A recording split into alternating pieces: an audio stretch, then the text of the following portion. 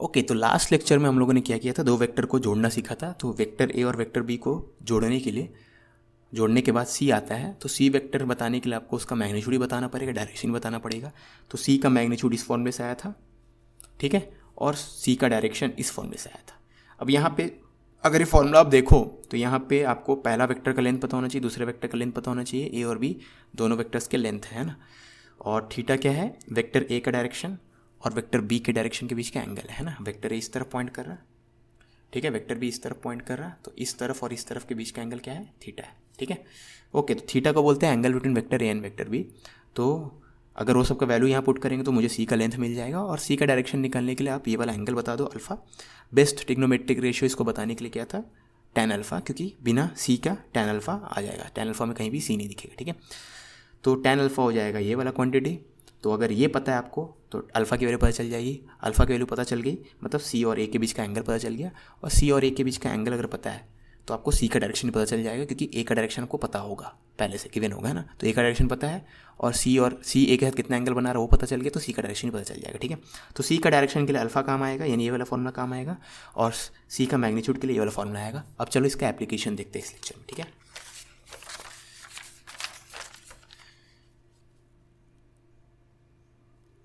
Okay, तो सबसे पहला एक काम करते हैं, हम लोग भूल जाते हैं जो हम लोग फॉर्मूला पढ़े अभी के लिए, ठीक है। आप मान लो यहाँ से चलना स्टार्ट किए दोपहर 1 बजे, 1 बजे से 2 बजे के बीच में सीधा सीधा गए 3 किलोमीटर, है ना। और फिर 2 बजे से 4 बजे के बीच में, 2 बजे से 4 बजे के बीच में आप फिर से सीधा गए 4 किलोमीटर, ठीक है। तो पूरा का पूरा आप हमेशा राइट की तरफ गए, है ना। पहले 1 बजे से 2 बजे के बीच में राइट की तरफ गए 3 किलोमीटर, और 2 से 4 के बीच में भी राइट की तरफ गए 4 किलोमीटर, ठीक है। या अब ये मत समझो राइट की तरफ ही गए, आप कैसे भी चले होंगे मुझे मतलब नहीं है, लेकिन 1 बजे आप यहाँ पे दिख रहे थे, 2 बजे यहाँ पे दिख रहे थे, 4 बजे यहाँ पे दिख रहे थे। 1 बजे और 2 बजे के बीच का जो लोकेशन है उनके बीच में कितने का गैप है, 3 किलोमीटर, और 2 बजे और 4 बजे के बीच का 4 किलोमीटर, ठीक है। तो अगर मैं आपसे पूछूँ, अब मान लो वेक्टर सब आप भूल चुके हो, आपको कुछ नहीं आता, ठीक है, जो भी पढ़े थे पिछले 2 लेक्चर में अभी के लिए भूल जाओ। अगर मैं पूछूँ 1 बजे से 4 बजे के बीच में आपका डिस्प्लेसमेंट कितना है, तो 1 बजे आप यहाँ पे हो, 4 बजे आप यहाँ पे हो, ठीक है। तो 1 से 4 के बीच में आपका डिस्प्लेसमेंट कितना है, 1 से 4 के बीच में आपका डिस्प्लेसमेंट है 3 + 4 यानी 7 किलोमीटर, किस तरफ, राइट की तरफ, ठीक है ना। तो अगर मैं यहाँ पे वेक्टर ए का नाम बताऊँ तो वेक्टर ए क्या था, अगर आपको याद हो तो वेक्टर ए था 1 बजे से 2 बजे के बीच का डिस्प्लेसमेंट, है ना, पहला वेक्टर बेसिकली। तो 3 किलोमीटर है ये ईस्ट की तरफ, ये डायरेक्शन ईस्ट है। और वेक्टर बी क्या था, वेक्टर बी था 4 किलोमीटर, वेक्टर बी ये सेकंड वाला वेक्टर है, ये है 4 किलोमीटर, ये ईस्ट की तरफ। तो जो वेक्टर सी आएगा वो आपको यहीं से दिख रहा है, डायग्राम इतना आसान है कि यहाँ से यहाँ के बीच का दूरी कितना होगा, वेक्टर सी इसको बोलोगे आप, ठीक है, जो यहाँ से स्टार्ट हो यहाँ पे ख़त्म हो, है ना। तो इसको यहीं ड्रॉ करना है मुझे, लेकिन मैं यहाँ पे अभी के लिए ड्रॉ कर रहा हूँ, ठीक है, क्योंकि लंबाई वाइज तो सेम है दोनों, चाहे आप इसको यहाँ ड्रॉ करो यहाँ ड्रॉ करो, लंबाई वही है, और ये भी इसकी तरफ पॉइंट करता है, और यहाँ भी एक अकेला वेक्टर ड्रॉ करते हो वो भी इसकी तरफ पॉइंट करता है। मतलब कि आप वेक्टर को ड्रॉ कहीं भी कर सकते हो, ठीक है, एज लॉन्ग उसका लंबाई वही है और डायरेक्शन वही है, ठीक है। तो ये वेक्टर सी है, ये वेक्टर ए था, और ये वेक्टर बी था। तो ये ए, ये बी, और इन दोनों को जोड़ेंगे तो सी, है ना। तो सी वेक्टर की लंबाई आपको पहले से पता है, पिछले पेज में जो इक्वेशन था सी = √a² b² 2ab cos theta, उसको बिना यूज़ किए आपको सी पता है, सी कितना है 7 किलोमीटर ईस्ट, ठीक है। तो मतलब बोलने का क्या है, ये इतना ट्रिवियल केस, इतना सिंपल केस है, आपको रिजल्ट पहले से पता है, आपको रिजल्ट पहले से पता है, इतना ही सिंपल केस है, ठीक है। तो आप क्या करोगे, अब वो फॉर्मूला लगा के देखोगे क्या ये रिजल्ट सेम आ रहा है, ठीक है ना। तो उस फॉर्मूला को लगा के देखते हैं ना। तो आपको सी के बारे में कुछ नहीं पता, तो सी वाला लाइन जो मैं 2 लिखा हूँ इसको भूल जाओ, ठीक है। तो वेक्टर ए पता है 3 किलोमीटर ईस्ट है, वेक्टर बी पता है 4 किलोमीटर ईस्ट है ना। तो बस इसको यूज़ करके हम लोग देखते हैं क्या हम लोग का वो फॉर्मूला भी सेम रिजल्ट देता है क्या। तो हम लोग चाहेंगे कि यही रिजल्ट आए, ठीक है, क्योंकि अगर सिंपल से सिंपल केस में फॉर्मूला काम नहीं कर रहा है तब तो फॉर्मूला कोई काम का नहीं है ना, ठीक है। तो इन दोनों को देख के पता चल जाएगा, वेक्टर ए का लेंथ कितना है 3, वेक्टर बी का लेंथ कितना है 4, और उस फॉर्मूला में याद रखना थीटा भी आता है, और थीटा क्या है, अब वेक्टर ए भी ईस्ट की तरफ पॉइंट कर रहा है, वेक्टर बी भी ईस्ट की तरफ पॉइंट कर रहा है, तो अगर दोनों सेम डायरेक्शन में पॉइंट कर रहा है तो दोनों के बीच में एंगल कितना है 0 डिग्री, ठीक है। तो ए बी और थीटा पता है तो हम लोग सी का लेंथ निकालते हैं। तो सी का लेंथ कैसे निकालते थे, a² + b² + 2ab cos theta करके, है ना। तो वैल्यू पुट कर दो, A square 3 square B square 4 square 2 a b cos 0। Cos 0 1 होता है, ठीक है, तो ये 1 हो गया, तो ये 9 ये 16 यानी 25, 25 प्लस यहाँ पे 24, तो 25 प्लस 24 49, तो 49 का स्क्वायर रूट 7। तो ये सब किलोमीटर में था तो 7 किलोमीटर, ठीक है। तो देखो सी का लंबाई 7 किलोमीटर है, जो कि आपको पहले से पता है, उतना ही आना चाहिए, है ना। फॉर्मूला भी वही दे रहा है, देखो इतना कॉम्प्लिकेटेड फॉर्मूला था लेकिन वही रिजल्ट दिया, ठीक है।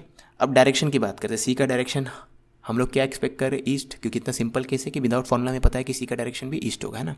अगर आप पहले इस तरफ ईस्ट की तरफ डिस्प्लेस हुए हैं और दूसरे बार भी ईस्ट की तरफ डिस्प्लेस हुए हैं, तो टोटल भी आप ईस्ट की तरफ ही डिस्प्लेस हुए होंगे, ठीक है। ओके, अब tan अल्फ़ा निकालते हैं डायरेक्शन के लिए, है ना। tan अल्फ़ा क्या होता था याद है, b sin theta divided by a plus b cos theta, ठीक है। तो 4 into sine 0 divided by a plus 4 into cos 0, तो 0/3 है, तो 0। तो tan अल्फ़ा अगर 0 है तो अल्फ़ा आपको पता चल गया 0 डिग्री है। tan अल्फ़ा 0 है तो अल्फ़ा क्या हो गया, 0 डिग्री, ठीक है। तो अल्फ़ा 0 है। अब अल्फ़ा क्या बताता था, अगर आपको याद हो तो अल्फ़ा बताता था, अल्फ़ा होता था angle between vector a and vector c. तो अगर अल्फ़ा की वैल्यू 0 है तो angle between vector and vector c क्या है, 0 है। तो अगर ए और सी के बीच का एंगल 0 है मतलब सी इज़ अलोंग ए, यानी सी का वही डायरेक्शन होगा जो ए का डायरेक्शन होगा, ठीक है। इसका मतलब क्या है, सी इज़ अलोंग ईस्ट, सी का डायरेक्शन भी ईस्ट।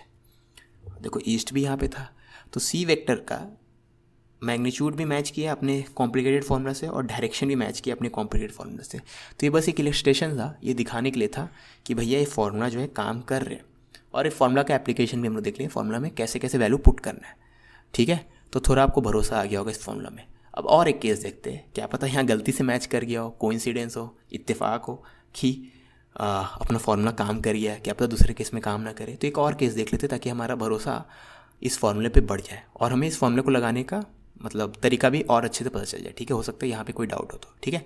तो फिर से हम लोग इतना सिंपल केस लेंगे जिसका रिजल्ट हमें पहले से पता होगा, याद रखना, ठीक है। तो देखो यहाँ पे क्या करेंगे, तो यहाँ पे मैं एक लाइन ड्रॉ कर रहा हूँ, दूसरा एग्जाम्पल, दूसरा इलस्ट्रेशन ले रहा हूँ, ठीक है। तो उसके लिए मान लेते हैं कि आप 1 बजे यहाँ पे थे, 2 बजे यहाँ पे थे, 1 बजे यहाँ पे थे, 2 बजे आप यहाँ पे थे, ठीक है, और 4 बजे यहाँ पे थे।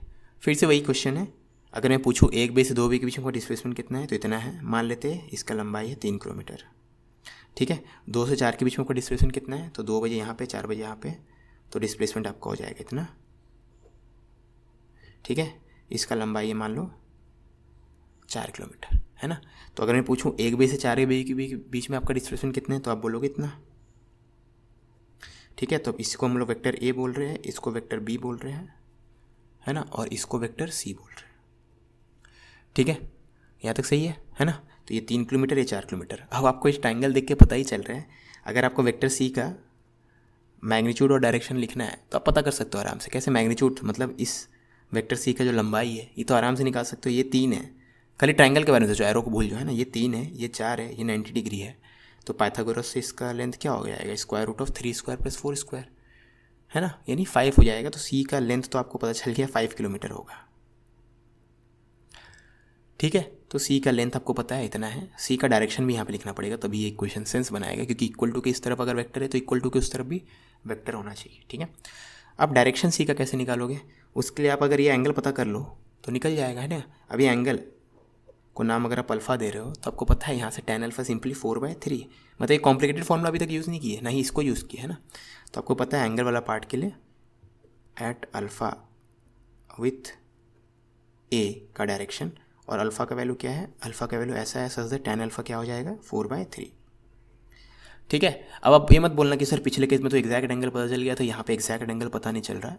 अब देखो आपको हर एक एंगल का आप tan की वैल्यू याद करके नहीं बैठे हो, है ना। हम लोग स्टैंडर्ड याद करते हैं 0, 30, 45, 60, 90 ये सब का याद रखते हैं, ठीक है। और ट्रिग्नोमेट्रिक आइडेंटिटीज़ यूज़ करके बाकी भी स्पेशल एंगल्स का पता कर सकते हैं, ठीक है।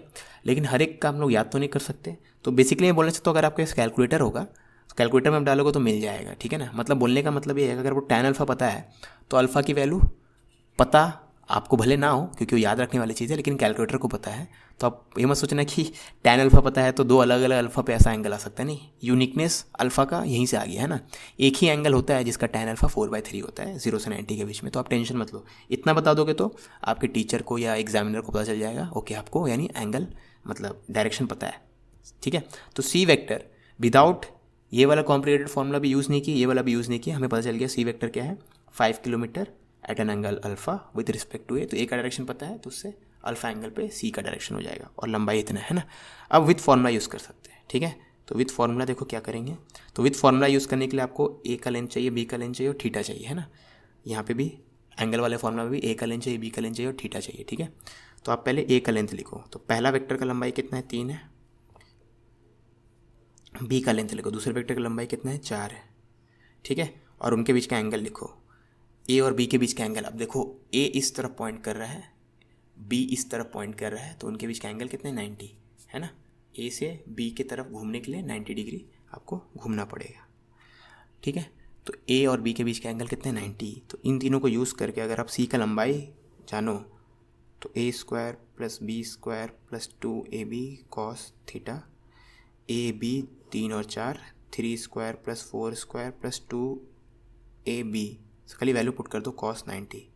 याद रखना सिर्फ यहाँ पे ए और बी का मतलब स्केलर जैसा यहाँ बिहेव करेंगे ना, मतलब वेक्टर ए का लेंथ है ए, उसका स्क्वायर है ना, तो लेंथ तो आपको पता है 3 है ना। यहाँ देखो वेक्टर साइन नहीं दिया मैं, ठीक है ना, खाली लेंथ की बात कर रहे है ना। वेक्टर साइन देते तो 3 किलोमीटर ईस्ट लिखना पड़ता है, यहाँ वेक्टर साइन देते तो 4 किलोमीटर नॉर्थ लिखना पड़ता है, ठीक है।